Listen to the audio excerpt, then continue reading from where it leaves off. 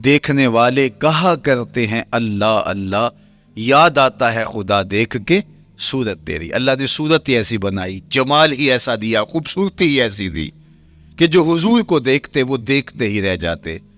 تو کتنے لوگ تھے کہ جنہوں نے محض حضور کو دیکھا، پھر اس کے بعد لب کھلے تو کلمہ ہی جاری ہوا۔ وہ خوبصورتی اور وہ جمال اللہ نے اپنے محبوب کو عطا کیا۔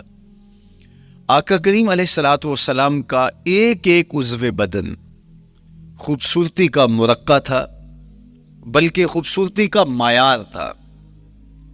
حسن کیا ہوتا ہے، حسن کا معیار کیا ہوتا ہے، جمال کسے کہتے ہیں، خوبصورتی کی تعریف کیا ہے، اعضائے محمد صلی اللہ علیہ وآلہ وسلم کا توازن دیکھ لو تو میں پتہ چلے گا کہ حسن کسے کہتے ہیں۔ حضور علیہ السلام کو اللہ تعالیٰ جل شانہ نے جو حسن بخشا، جو جمال دیا، جو خوبصورتی دی، وہ حضور کے مبارک قدموں سے اس کا انداز کیجئے کہ جس کے قدم اتنے سونے ہیں اس کا چہرہ کتنا سونا ہوگا۔ حضرت عبداللہ بن بریدہ رضی اللہ تعالی عنہ حضور کے مبارک قدموں کا ذکر کرتے ہوئے وصف جمال محمد کی کہانی چھیڑتے ہیں اور فرماتے ہیں کان رسول اللہ صلی اللہ علیہ وآلہ وسلم احسن البشر قدما، کہتے ہیں کہ کائنات میں جتنے سونے قدم میرے حضور کے تھے کسی کے تھے ہی نہیں۔ جو جمال اللہ نے حضور کے مبارک قدموں کو دیا تھا، اللہ اکبر، وہ کسی اور کا مقصوم نہیں تھا۔ خوبصورت قدم۔ اور حضرت انس رضی اللہ تعالیٰ عنہ، حضرت ابو ہریرہ رضی اللہ تعالیٰ عنہ، اور حضور کے وصاف ہیں حضرت ہند بن ابی اعلیٰ رضی اللہ تعالیٰ عنہ، یہ حضور کا حلیہ بیان کرتے ہیں۔ حضرت امام حسن بن علی رضی اللہ تعالیٰ عنہ نے حضرت ہند بن ابی اعلیٰ کو ایک دن کہا کہ مجھے اپنے آقا و مولا کا حلیہ بتاؤ، تو انہوں نے حضور کا حلیہ بیان کیا۔ یہ حضور کے وصاف ہیں، چونکہ انہوں نے حضور علیہ السلام کو بہت قریب سے دیکھا اور آقا کریم علیہ السلام کی زیارت سے مالا مال ہوئے۔ ویسے حضرت امام حسن نے بھی تو حضور کو دیکھا تھا، اور بھی اصحاب نے حضور کو دیکھا تھا۔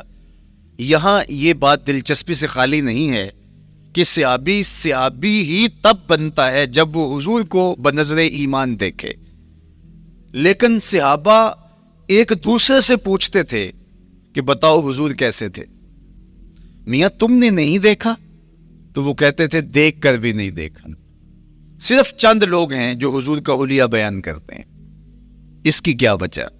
تو علماء نے لکھا کہ حضور کے چہرے پہ جلووں کی تابش ایسی تھی اور حضور کا جمال ایسا تھا اور اس کی چمک ایسی تھی کہ کسی میں ہمت ہی نہیں تھی کہ وہ جی بھر کے دیکھ سکے۔ تو بعد میں ایک دوسرے سے پوچھتے تھے بتاؤ تم نے دیکھا تو حضور کیسے تھے؟ اگر ان لوگوں کی تعداد میں آپ کو بتاؤں تو 3 درجن سے زیادہ نہیں ہوگی جو حضور علیہ السلام کے وصاف ہیں، حضور کے حلیہ نگار ہیں، جو آقا کریم علیہ الصلوۃ والسلام کی صورت کا نقشہ بیان کرتے ہیں۔ دیکھا 1,24,000 اصحاب نے ہے، لیکن جو وصف بیان کرتے ہیں، شمائل رسول کو بیان کرتے ہیں، ان کی تعداد 3 درجن سے زیادہ نہیں ہے۔ اور یہ بھی وہ لوگ ہیں جنہوں نے حضور کو بچپن میں دیکھا، جنہوں نے حضور کو سوئے ہوئے دیکھا، حضور کو بہت قریب سے دیکھا۔ حضور علیہ الصلوۃ والسلام کے پاس ان کا آنا جانا بہت زیادہ تھا، اس طرح انہوں نے حضور علیہ السلام کو دیکھا۔ حضرت حسان بن ثابت رضی اللہ تعالی عنہ فرماتے ہیں کہ میں جو حضور کا حلیہ بیان کرتا ہوں تو اس کا سبب یہ ہے کہ میرے پاس حضور کو دیکھنے کا ایک طریقہ آ گیا تھا۔ فلما نظرت الى انواره فودعت کفی علی عینی خوفا من ذہاب بصری، کہا کہ جب میں حضور کو دیکھتا تھا تو اپنی آنکھوں پر انگلیاں رکھ کے انگلیوں کی اوٹ سے دیکھتا تھا کہ حضور کے جلووں کی چمک سے میری آنکھوں کی بینائی نہ جاتی رہے۔ یہ کون کہہ رہے ہیں؟ حضرت حسان بن ثابت رضی اللہ تعالیٰ عنہ۔ اور آپ جانتے ہیں حضرت حسان بن ثابت رضی اللہ تعالیٰ عنہ شاعر ہیں، اور شاعر حسن دیکھنے میں بڑا دلیر ہوتا ہے، اور یہ حسن بھی ابھی پوشیدہ ہے، 70,000 بشریت کے پردے ڈالے گئے ہیں۔ اگر یہ حسن بے نقاب ہوتا تو کوئی جلووں کی تاب ہی نہ لا سکتا۔ یہی بہتر ہے کہ وہ پردے میں روح پوش رہے، وہ اگر پردہ اٹھا دے تو کسے ہوش رہے، کس کی ہمت تھی۔ اب چھپا ہوا مستور حسن بھی اگر دیکھتے ہیں تو آنکھوں پہ انگلیاں رکھ کے دیکھتے ہیں، اور بیان کرنے والوں کی تعداد میں نے عرض کی کہ 3 درجنوں سے زائد نہیں ہے۔ تو یہ وہ لوگ ہیں جنہوں نے حضور کو دیکھا۔ اب امام حسن پوچھ رہے ہیں حضرت ہند بن ابی حالہ رضی اللہ تعالی عنہ کو کہ آپ نے حضور کو دیکھا تو مجھے بتائیے میرے نانا کا جمال کیسا تھا۔ تو حضرت ہند بن ابی حالہ نے حضور کا حلیہ بیان کیا۔ تو جب حضور کے قدموں کی کہانی انہوں نے بیان کی تو حضرت ہند بن ابی حالہ نے کہا کان النبی صلی اللہ علیہ وآلہ وسلم شسن القدمین والکفین، حضور علیہ السلام کے مبارک قدم اور حضور کی ہتھیلیاں پرگوشت تھے۔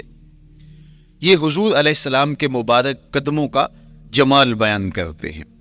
اللہ اکبر۔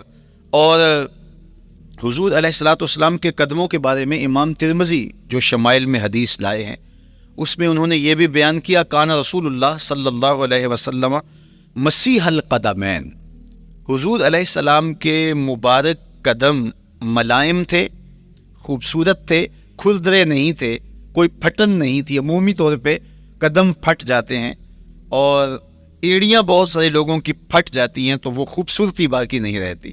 تو وہ کہتے ہیں کہ حضور مسیح القدمین تھے، اور جب آقا کریم علیہ الصلوۃ والسلام کے مبارک قدموں پہ پانی ڈالا جاتا تو وہ ڈھل کے نیچے چلا جاتا۔ یہ تھا حضور کے قدموں کا حسن اور حضور کے قدموں کا جمال۔ اچھا، آقا کریم علیہ السلام کی جو مبارک ایڑیاں تھیں وہ زیادہ پرگوشت نہیں تھی، ان کے اوپر گوشت زیادہ نہیں چڑھا تھا، اس لیے کہ ایڑیوں کا زیادہ پرگوشت ہونا ایڑیوں کے حسن کو زائل کر دیتا ہے۔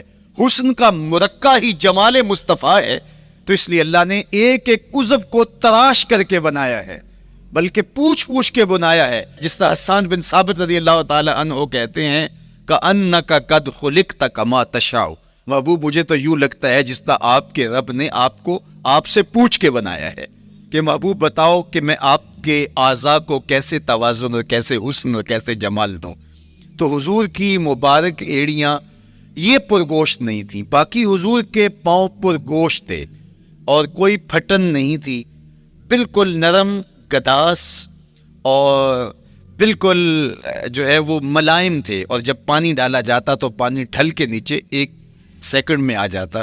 یہ اللہ نے محبوب کو حسن دیا۔ حضرت ہند بن ابی حالہ نے کہا کہ حضور کے مبارک تلوے جو تھے وہ درمیان سے اٹھے ہوئے تھے، ایڑیوں سے لے کر کے انگلیوں تک یہ تلوہ کہلاتا ہے، جو اس کا نچلا حصہ جو زمین سے مس کرتا ہے، اور اس میں جو درمیان والا حصہ ہے یہ اٹھا ہوا ہو اور بالکل پاؤں سیدھا نہ ہو تو یہ پاؤں کا حسن ہے۔ پاؤں کا بالکل سیدھا ہو جانا یہ پاؤں کے حسن کو زائل کر دیتا ہے۔ اس میں تھوڑا سا خم ہو، جب چلے تو انگلیاں اور پنجے کا جو ہے وہ آگے والا حصہ زمین پہ لگے اور ایڑی لگے، اور درمیان والا حصہ زمین پہ نہ لگے، تو یہ حسن ہوتا ہے کسی کے پاؤں کے تلوے کا۔ اللہ نے محبوب کے مبارک قدم کی پشت کو بھی حسن دیا، حضور کے تلووں کو بھی حسن دیا، حضور کی ایڑیوں کو بھی حسن دیا۔ سائل الاطراف، حضور کی مبارک انگلیاں قدرے لامبی تھی، اور یہ حسن ہوتا ہے۔ انگلیاں چھوٹی ہوں، ان کا قد پست ہو تو پاؤں کی خوبصورتی دکھائی نہیں دیتی، لیکن اللہ نے اپنے محبوب کی انگلیوں کو بھی ایک لمبائی عطا کر کے اس کو بھی ایسا جمال دیا تھا یار جو پاؤں کو دیکھتا رہے وہ پاؤں کو ہی دیکھتا رہ جائے۔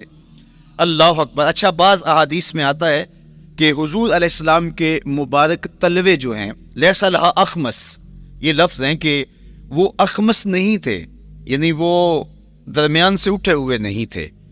تو اس کا کیا مطلب ہے؟ یہ حضرت ابو ہریرہ رضی اللہ تعالیٰ عنہ سے جو مروی روایت ہے اس میں یہ ہے لیس لہا اخمس، اور حضرت ہند بن ابی حالہ سے جو حضور کے مبارک تلووں کا حسن بیان کیا گیا ہے تو اس میں یہ بیان کیا گیا ہے کہ حضور علیہ الصلوۃ والسلام کا مبارک قدموں کا تلووں کا حسن یہ تھا کہ وہ درمیان سے تھوڑے سے اٹھے ہوئے تھے اور یہ خوبصورت پاؤں کا جمال ہوتا ہے. تو ان دو چیزوں میں علماء نے تطبیق کی ہے. اللہ ان علماء کی قبروں پر رحمتیں نازل کرے جو حضور کے حسن پہ، حضور کے جمال پہ گفتگو کرتے رہے، اور ایک ایک عزب پر انہوں نے کئی کئی صفحات لکھے اور کتابیں انہوں نے تحریر کی حضور کے جمال پر. اب حضرت ہند بن ابی اعلیٰ رضی اللہ تعالی عنہ، انہوں نے تو حضور کو گھر میں دیکھا تھا. یہ حضرت خدیجۃ الکبریٰ رضی اللہ تعالی عنہا کے فرزند تھے ابو حالہ سے. اب انہوں نے تو دیکھا، اب حضور لیٹے ہیں تو انہوں نے حضور کے پاؤں کو دیکھا کہ درمیان میں ہلکا سا خم ہے اور یہ پاؤں کا جمال ہے. اب حضرت ابو ہریرہ رضی اللہ تعالی عنہ نے جو حضور کے پاؤں کو دیکھا تو یہ اندرون خانہ کا دیکھنا نہیں تھا. تو انہوں نے کیسے دیکھا؟ تو حضرت ابو ہریرہ سے مروی ایک روایت سے سمجھ آتی ہے کہ انہوں نے جو کہا کہ لیس لہا اخمس، کہ ان کے مبارک تلوے درمیان سے اٹھے ہوئے نہیں تھے بلکہ بالکل برابر تھے. تو اس کا کیا مطلب ہے؟ تو حضرت ابو ہریرہ سے ایک روایت مروی ہے، وہ فرماتے ہیں کہ جب حضور علیہ السلام کسی چٹان کے اوپر چلتے تو حضور علیہ الصلوۃ والسلام کا وہاں قدم پڑتا تو وہ اس چٹان کے اندر حضور کا قدم گھس جاتا، وہ موم کی طرح چٹان نرم ہو جاتی. اس طرح زمین پر بھی حضور چلتے تو مبارک پاؤں کا جو نشان قدم ہے وہ پورا دکھائی دیتا. تو حضرت ابو ہریرہ رضی اللہ تعالیٰ عنہ اس سے یہ سمجھے کہ حضور کے تلوے جو ہیں وہ برابر ہیں. تو علماء نے اس پر گفتگو کی ہے. ایک تو حضور جب چلتے تھے تو آقا کریم پورے زور سے قدم زمین پہ رکھتے تھے اور اس وقار سے چلتے تھے کہ جس طرح حضور اونچائی سے نیچے کی طرف اتر رہے ہوں. تو جب پاؤں کو جما کر کے زور سے رکھا جائے تو پھر جو ہے وہ نشان نیچے پڑتا ہے. یا اللہ اپنے محبوب کے لیے زمین کو اور پتھروں کو بھی نرم کر دیا تو پھر حضور کے تلووں کا نقش بھی زمین کے اوپر جو ہے وہ حویدہ ہو جاتا. سلطان قاتیبائی نے ایک ایسا ہی پتھر جس کے بارے میں شنید تھی کہ اس پر حضور کے قدموں کا نقش موجود ہے، تو انہوں نے 20,000 دینار کے اندر وہ خریدا اور انہوں نے یہ کہا کہ جب میں فوت ہو جاؤں تو حضور کے قدموں کے نشان والا پتھر میری قبر کے سرہانے بطور کتبہ لگایا جائے. علامہ شہاب الدین خفاجی علیہ رحمہ لکھتے ہیں وہ موجود الی الآن، وہ اپنے دور میں کہانی بیان کرتے ہیں وہ آج بھی سلطان قاتیبائی کی قبر کے سرہانے وہ پتھر نصب ہے جہاں حضور کے قدموں کے نشان موجود ہیں. اللہ اکبر. تو آقا کریم علیہ الصلوۃ والسلام کے مبارک تلوے، حضور علیہ السلام کی کم گوشت تراشی ہوئی ایڑیاں اور مسیح القدمین، حضور علیہ السلام کے ملائم نرم گداز پاؤں، ان کا حسن اور ان کا جمال، اور آقا کریم علیہ السلام کے قدموں کی انگلیاں جو قدرے لمبی تھی اور ان میں جو درمیان والی انگلی تھی وہ زیادہ لمبی تھی. اس پر حضرت میمونہ بنت کردم رضی اللہ تعالی عنہا اس انگلی کا حسن بیان کرتی ہیں. کہتی ہیں مجھے شوق ہوا کہ میں حضور کو دیکھوں، تو اپنے والد گرامی کے ساتھ حجۃ الوداع کے موقع پر میں بھی سعادت حج پا رہی تھی. تو حضور کو ملنے کے لیے جب ہم پہنچے تو آقا کریم اونٹنی کے اوپر سوار تھے، ناکا پر جلوہ فراز تھے. تو میرے میں ہمت نہ ہو سکی کہ حضور کے چہرے کو دیکھ سکوں. ایسا جلوہ، ایسا جمال، اللہ اکبر، اور ایسا روپ اور ایسی چمک چہرے کی اور تابشیں تھی کہ میرے اندر ہمت نہ ہو سکی کہ میں حضور کے چہرہ نور کو دیکھ سکوں. اب آقا کریم اونٹنی پہ سوار تھے تو میں حضور کے مبارک پاؤں کو دیکھنے لگی. میں بس حضور کے پاؤں کا جمال اور خوبصورتی دیکھنے لگی، اسی میں کھو گئی. اب حضرت میمونہ بنت کردم رضی اللہ تعالی عنہا حضور کے مبارک قدموں کی ایک انگلی کا حسن بیان کرتی ہیں. اللہ اکبر. حضرت میمونہ بنت کردم سے یہی ایک روایت مروی ہے. ساری زندگی ان کے پاس سرمایہ یہی تھا، جب کسی مجلس میں جاتی تو وہ کہتی تمہیں بتاؤں حضور کی مبارک انگلی کا حسن کیا تھا. یہ سرمایہ ساتھ لیے لیے پھرتی کہ میں نے حضور کی انگلی کو دیکھا ہے، میں نے حضور کے قدم اور حضور علیہ السلام کے تلووں کی زیارت کی ہے. تو وہ اس حسن کو بیان کرتے ہوئے کہا کرتی تھی فما نسیتو فیما نسیتو طولا اصبع قدمہ السبابہ علی سائر اصابعہ، جو سبابہ انگلی ہے، انگوٹھے کے ساتھ والی انگلی کو سبابہ انگلی کہتے ہیں، اور اس کے ساتھ والی انگلی کا جو قد دراز تھا اور باقی انگلیوں کی نسبت وہ انگلی لمبی تھی، کہا اس کا حسن آج بھی میری نگاہوں میں گھومتا رہتا ہے اور ہر وقت میرے تصور میں رہتا ہے، میرے تصور سے کبھی اس انگلی کا جمال ہی ختم نہیں ہوا، انگلی کا حسن ہی کبھی زائل نہیں ہوا، ہر وقت اس کے تصور میں کھوئی رہتی ہوں۔ یار چہرے کے جمال کو کون بیان کرے گا، یہاں تو انگلی کا حسن بیان نہیں ہو رہا۔ ابھی وہ شعر پڑھا جا رہا تھا نا کہ قدموں پہ جبیں کو رہنے دو، قدموں پہ جبیں کو رہنے دو، چہرے کا تصور مشکل ہے، قدموں پہ جبیں کو رہنے دو، چہرے کا تصور مشکل ہے، جب چاند سے بڑھ کر ایڑی ہے رخسار کا عالم کیا ہوگا، جب چاند سے بڑھ کر ایڑی ہے رخسار کا عالم کیا ہوگا۔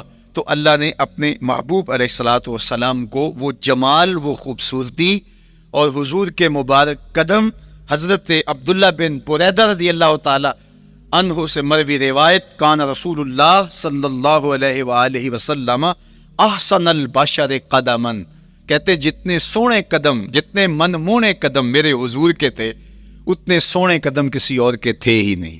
اللہ نے اپنے محبوب کو وہ جمال، وہ خوبصورتی اور وہ نور عطا کیا تھا۔ اچھا، یہ قدم، یہ ایڑیاں، یہ مبارک تلوے اور یہ داراز انگلیاں اور ان انگلیوں کی چمک اور ان کی رنگت کا جمال اور خوبصورتی، جہاں اس کا صوری حسن تھا تو مانوی حسن بھی دیکھنے والا تھا۔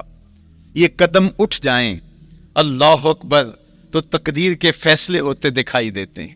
ان قدم کی اونچائی، ان قدم کی بلندیاں کہ عرش حق ان قدموں کے بوسے لے رہا ہے۔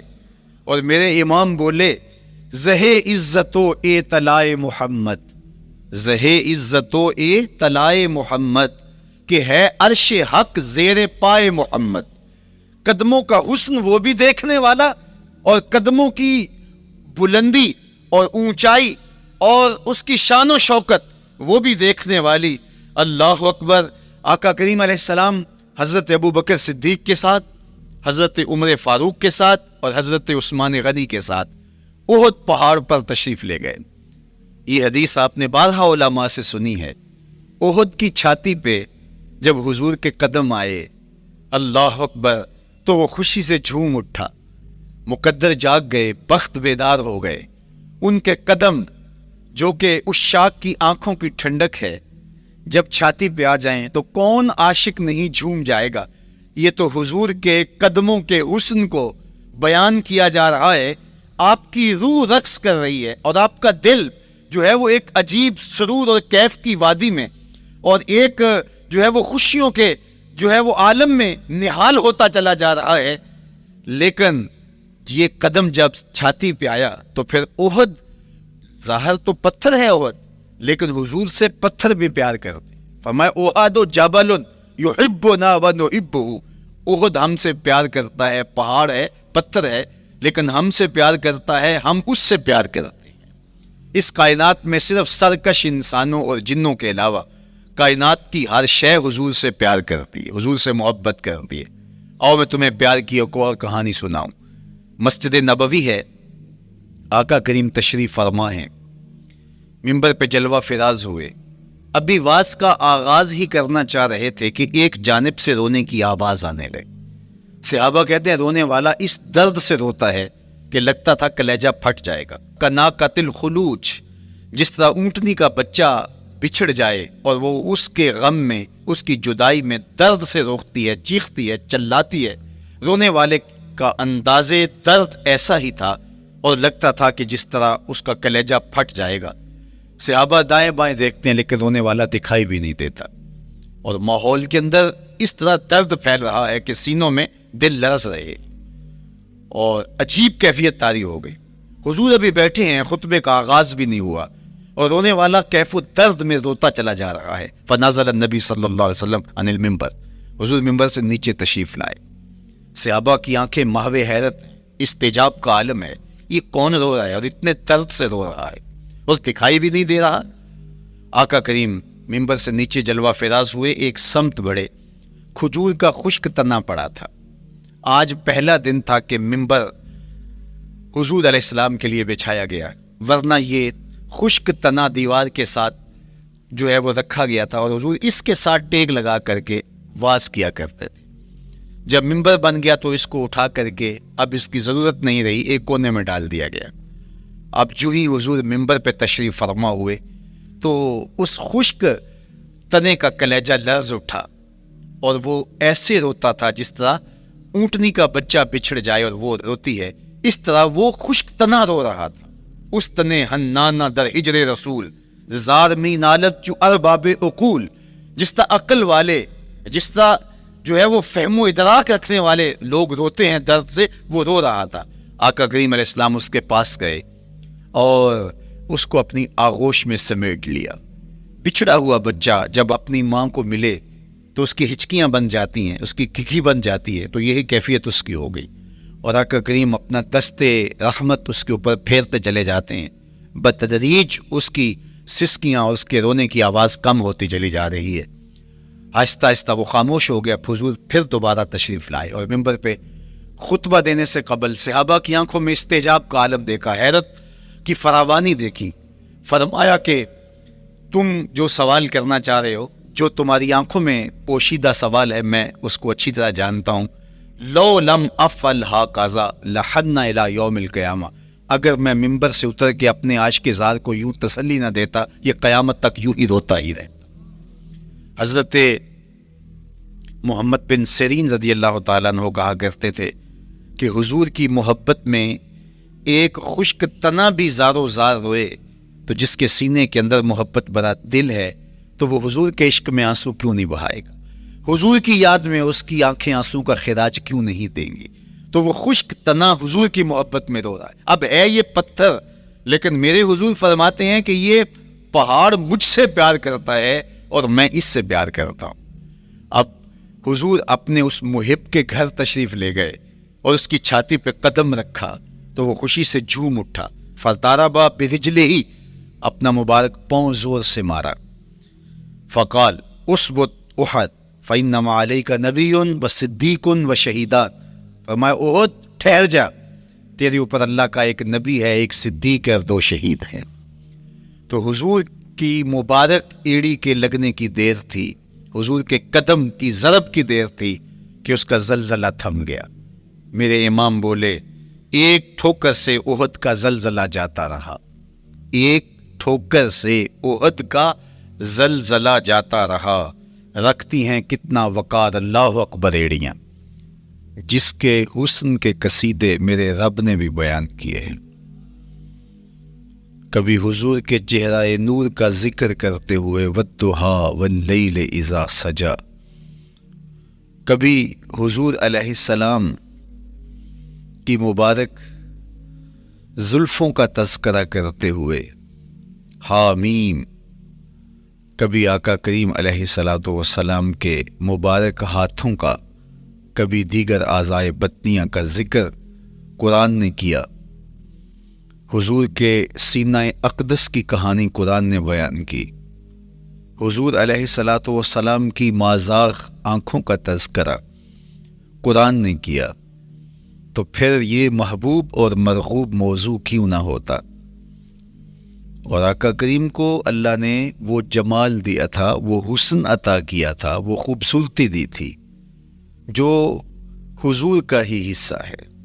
ویسے اللہ کا ہر پیغمبر، ہر نبی، ہر رسول خوبصورت ہوا، کوئی نبی ایسا نہیں ہے جو خوبصورت نہ ہوا ہو، یہ اللہ کا انتخاب ہے۔ آپ تو دکان پہ سیل مین بھی رکھیں تو اس کی باقی قابلیت کے ساتھ ساتھ اس کی شخصیت کو آپ دیکھتے ہیں کہ جو خوش شکل ہو، آنے والے کو متاثر کر سکے، باوقار لگے، تو جس کو اس نے نبی بنانا تھا تو اس کو اس نے یوں ہی یہ عظمت اور یہ رفت عطا کر دینی تھی۔ تو اللہ کا ہر نبی حسین، ہر نبی جمیل، لیکن جو جمال، جو خوبصورتی، جو حسن، جو شان و شوکت اللہ نے میرے اور آپ کے آقا و مولا حضور ختمی المرتبت کو عطا کی، وہ حضور کا ہی مقسوم ہے، وہ حضور علیہ السلام کا ہی حصہ ہے۔ سر انور سے لے کر پائے نور تک حضور کا ہر عضو بدن خوبصورتی کا مرقع اور جمال کا معیار ہے۔ خوبصورتی کیا ہوتی ہے حسن محمد کو دیکھ لو، کوئی عیب کوئی نقص حضور کے پاکیزہ وجود میں نہیں رکھا گیا۔ خلقت مبرأ من کل عیب، حضور کے سامنے حضرت حسان بن ثابت نے یہ پڑھا اور آقا کریم نے اس پر خوشی کا اظہار کیا اور اللہ کی بارگاہ میں دعا کی، اللہم ایدہ بروح القدس، جبریل امین سے اللہ اس کی مدد فرما۔ تو انہوں نے یہ بات کہی کہ آپ کو ہر عیب سے مبرہ رکھا گیا ہے، آپ کا پیکر نور، آپ کا وجود مسعود حسن و جمال کا ایسا مرقع بنایا گیا کہ جس میں کوئی نقص نہیں رکھا گیا، صوری حسن بھی عطا کیا گیا، مانوی حسن بھی عطا کیا گیا۔ حضور کے اعضاء کا جو ظاہری حسن تھا وہ بھی اپنی مثال آپ تھا، اور جو باطنی جمال اور باطنی حسن اور باطنی کمال عطا کیا گیا تھا وہ بھی اپنی مثال آپ ہے۔ اگر حضور علیہ السلام کے مبارک ہاتھوں کو جمال دیا گیا ہے، لیکن جو توانائی عطا کی گئی، جو طاقت عطا کی گئی، ید اللہ کے جو جلوے ان ہاتھوں میں رکھے گئے، وہ بھی ایک دل آویز کہانی ہے۔ اگر آنکھوں کی پتلیاں خوبصورت ہیں اور آپ کی مبارک آنکھوں کی چمک سے کائنات اس کو دیکھ کر کے مبہوت ہو جاتی ہے، مازاق کے کجلے اس میں رکھے گئے ہیں، لیکن اس کا معنوی حسن بھی دیکھیے کہ حضور بیٹھے مدینے میں ہیں اور جنت کا مشاہدہ کر رہے ہیں۔ وہ توانائی بھی عطا کی گئی کہ جس طرح روشنی میں دیکھا جاتا ہے حضور اسی طرح اندھیرے میں دیکھتے ہیں۔ فرمایا صحابہ صفیں سیدھی رکھا کرو، مت سمجھو کہ میں صرف آگے دیکھتا ہوں، میں آگے بھی دیکھتا ہوں، میں پیچھے بھی دیکھتا ہوں، میں تمہارے رکوع بھی دیکھتا ہوں اور دلوں میں پیدا ہونے والے خشوع بھی دیکھتا ہوں۔ اقبال بولے، اے فروغت صبح آثار و دہور، چشم تو بینندائے ما فی الصدور۔ لوگوں کی نظریں تو سینے کے اوپر دیکھتی ہیں، اے آمنہ کے در یتیم، تیری نظر تو سینے کے اندر چھپے راز بھی دیکھتی ہے۔ تو صوری حسن بھی اور مانوی حسن بھی اللہ نے اپنے محبوب کو عطا کیا، اور اللہ جل شانہ نے وہ جمال دیا حضور کو کہ جو دیکھتا وہ دیکھتا ہی رہ جاتا۔ ایسی چمک، ایسی رانائی، ایسی خوبصورتی اور ایسا جمال تھا، دیکھنے والے کہا کرتے ہیں اللہ اللہ، یاد آتا ہے خدا دیکھ کے صورت تیری۔ کتنے لوگ ہیں جنہوں نے صرف حضور کے چہرے کو دیکھا اور لبوں پہ کلمہ جاری ہو گیا۔ معروف نام حضرت عبداللہ بن سلام رضی اللہ تعالیٰ عنہ کا ہے، یہودیوں کے بہت بڑے حبر تھے، بہت بڑے عالم تھے، حضرت یوسف علیہ السلام کی اولاد سے تعلق تھا، اور اس معاشرت میں ایک وقار کی مسند پہ براجما رہتے، لیکن جو ہی حضور علیہ السلام مکے سے ہجرت فرما کے مدینہ تشریف لائے تو یہ حضور کو دیکھنے آئے۔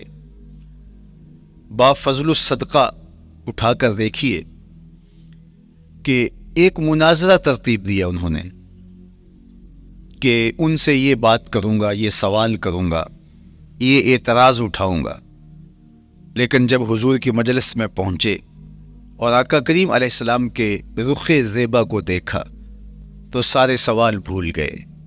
رومی بولے، اے لقائے تو جواب ہر سوال، حل شود ہر مشکلت بے کی لوکال۔ تیری ملاقات ہی تو سارے سوالوں کا جواب ہے، تیرا ایک بار دیکھ لینا ہی تو سارے مسئلے حل کر دیتا ہے۔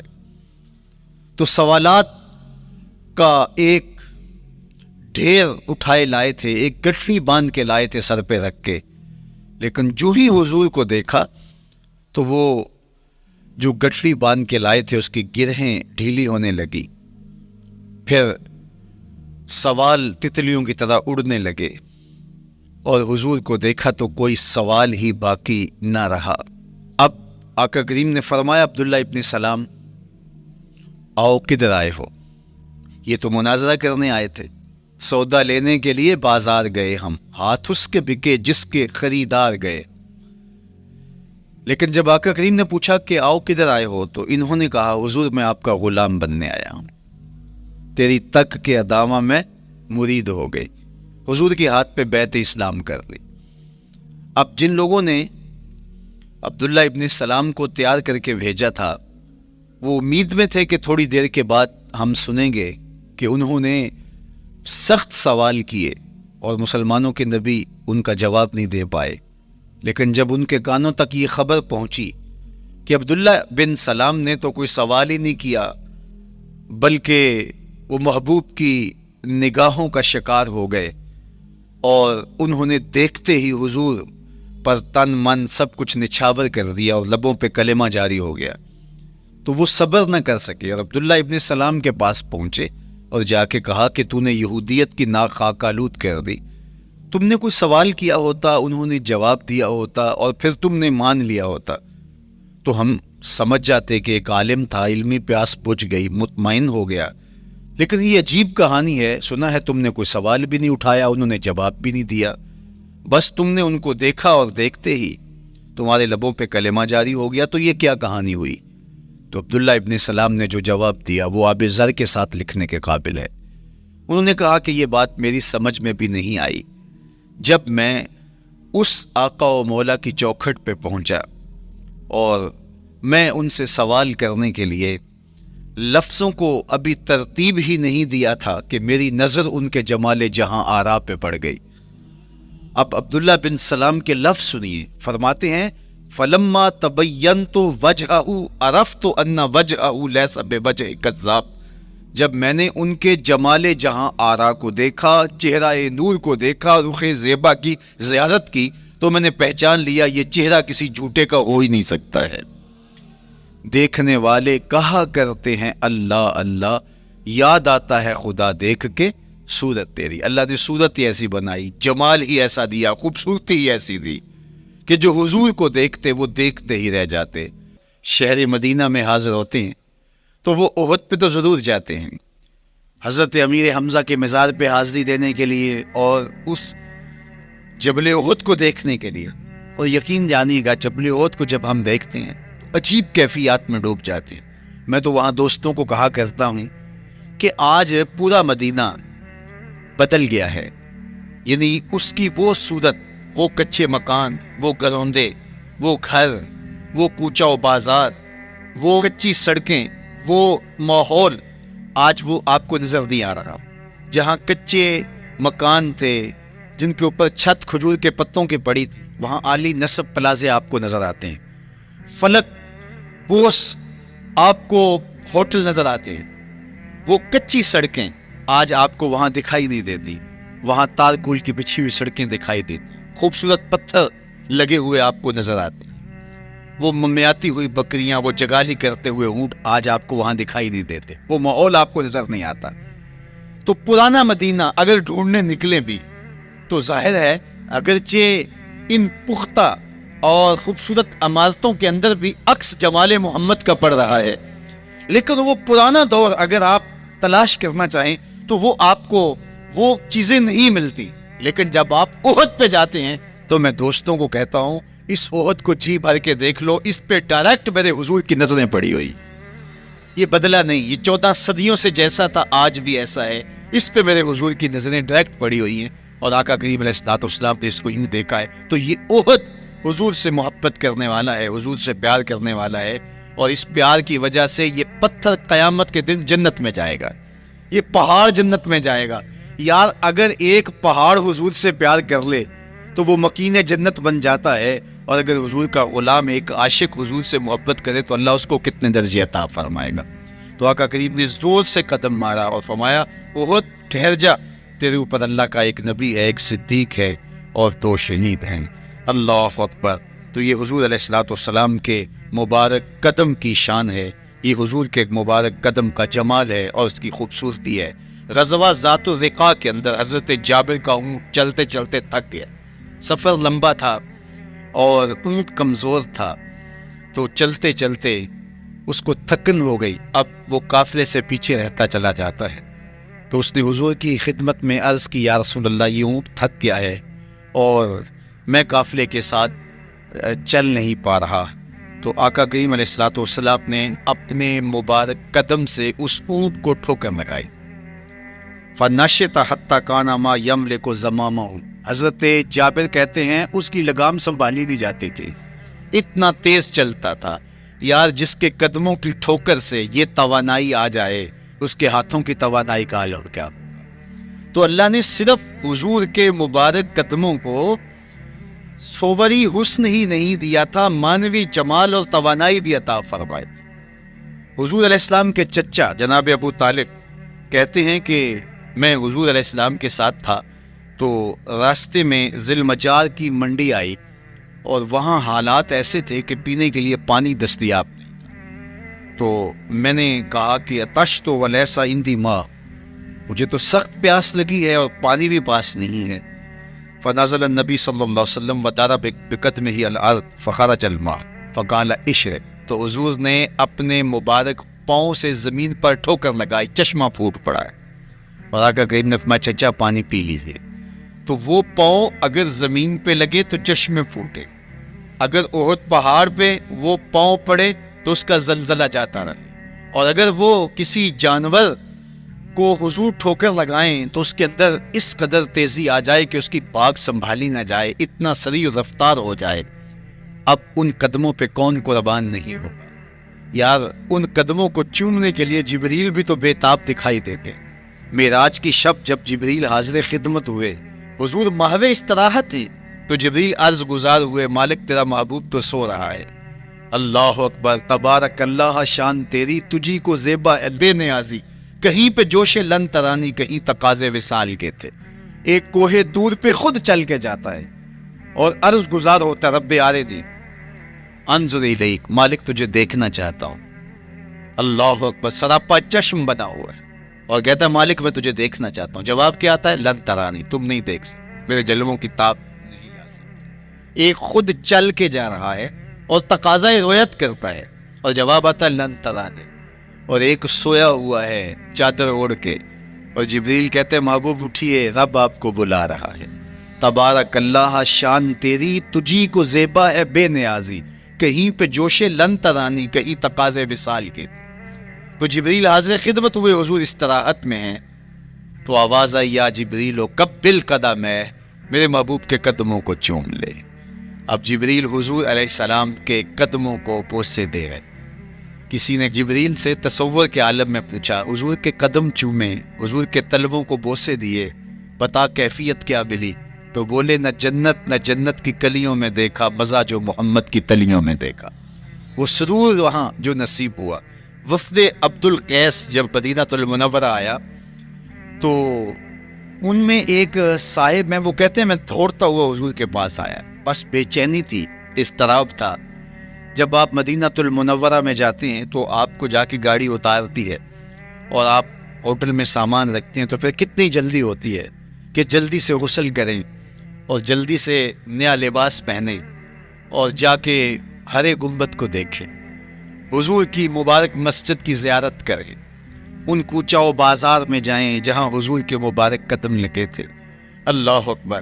تو اب یہ وفد عبد القیس جب آیا تو ان میں ایک صحابی حضرت زرع رضی اللہ تعالیٰ عنہ فرماتے ہیں کہ میں پھر تیزی کے ساتھ گیا اور پھر ہم جا کے حضور کے ہاتھ بھی چومنے لگے، حضور کے قدم بھی چومنے لگے۔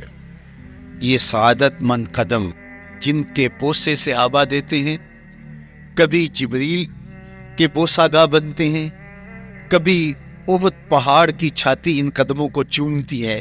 یہی قدم ایک موقع ایسا آتا ہے یاد خدا میں، اللہ کے شکرانے میں، نماز میں، لمبے قیام میں سوج جاتے ہیں، اور میرا مالک کہتا ہے اے چادر اوڑھنے والے، ساری رات جاگا نہ کر، کبھی سو بھی لیا کر۔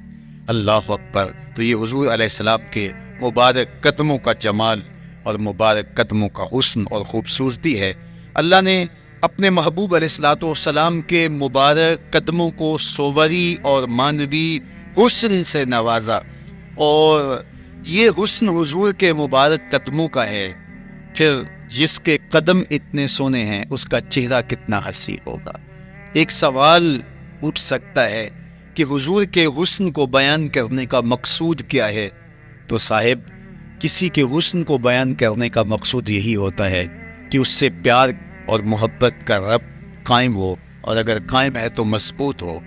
ہم حضور علیہ السلام کے حسن کو بیان اسی لیے کرتے ہیں، اور محدثین نے اس پر باقاعدہ کتابیں اسی لیے لکھی اور کتب حدیث میں باقاعدہ شمائل رسول پہ باب اسی لیے باندھے تاکہ لوگوں کے سینے میں حضور کی محبت کی جوت لگے، اور وہ جو شعلہ جوالہ ان کے سینے میں حب رسول کا ہے وہ اور بھڑک اٹھے، اور بندہ جس سے محبت کرتا ہے پھر اس کی اطاعت بھی کرنے لگ جاتا ہے. تو جو محبوب اتنا سونا ہے، اتنا جمال آفرین ہے، اور جس کے قدم اتنے سونے ہیں، پھر اس کے نقش قدم کو کیوں نہ تھام لے، اس کے نقوش پا کو خضر راہ کیوں نہ بنا لے، پھر ان کے اٹھنے والے قدموں پر اپنی زندگی کیوں نچھاور نہ کر دیں. اگر سر پہ رکھنے کو مل جائے نقش نال حضور تو کہیں کہ ہاں تاجدار ہم. یعنی وہ قدم تو قدم رہا، اس قدم کی رعنائیاں، اس کی خوبصورتیاں، اس کا جمال اور اس کا حسن تو حسن رہا. جہاں وہ مبارک قدم لگا، جہاں وہ نقش لگا، اگر وہ نقش بھی سر پہ رکھنے کو مل جائے تو کہا کہ اگر سر پہ رکھنے کو مل جائے نقش